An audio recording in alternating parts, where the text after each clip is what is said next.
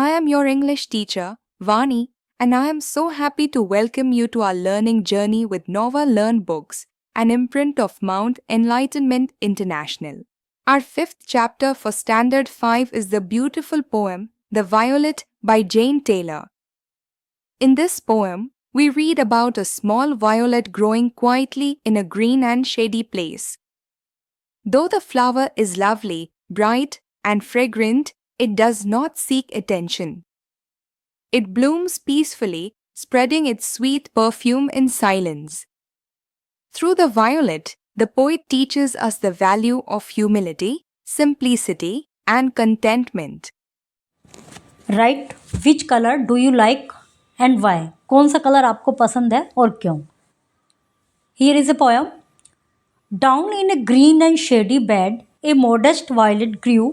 Its stalk was bent, it hung its head as if to hide from view.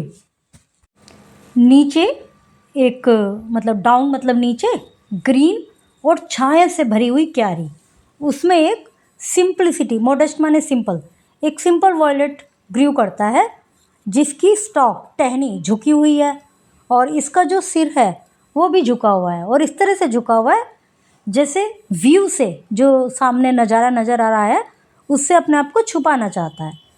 And yet it was a lovely flower, its colour bright and fair, it might have graced a rosy bower instead of hiding there.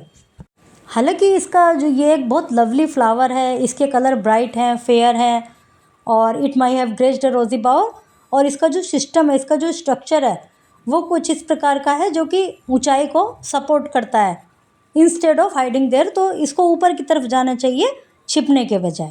But there it was content to bloom in modest tints arrayed, and there diffused its sweet perfume within the silent shade. इसका हालांकि इसका जो content है मतलब एक तरह से सामर्थ्य है, कैलिबर है, वो खिलने का है, उसके बावजूद भी ये बड़ी सिंप्लिसिटी में अरेंज्ड है और इसकी जो परफ्यूम की जो इसकी जो खुशबू है वो चारों तरफ फैली हुई है, बिल्कुल साइलेंटली शेड में जो छाया आई हुई है उसमें फैली हुई है. Then let me to the valley go this pretty flower to see that I may also learn to grow in sweet humility. Poet कहते हैं कि मुझे भी उस वैली में जाना चाहिए इस सुंदर फ्लावर को देखने के लिए. That I may also learn, ताकि मैं भी सीख सकूं एक स्वीट नम्रता से, विनम्रता से ग्रो करना. मतलब कितना भी हम ऊंचाई पे पहुंच जाएं, अपने अंदर एरोगेंस, प्राउड नहीं होना चाहिए, नम्रता अपने अंदर हमेशा बनी रहनी चाहिए. Dear students, we have completed our fifth chapter today on The Violet.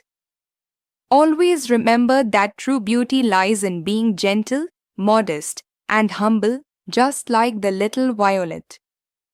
We do not need to show off to be special, goodness shines on its own. See you soon with another lovely lesson.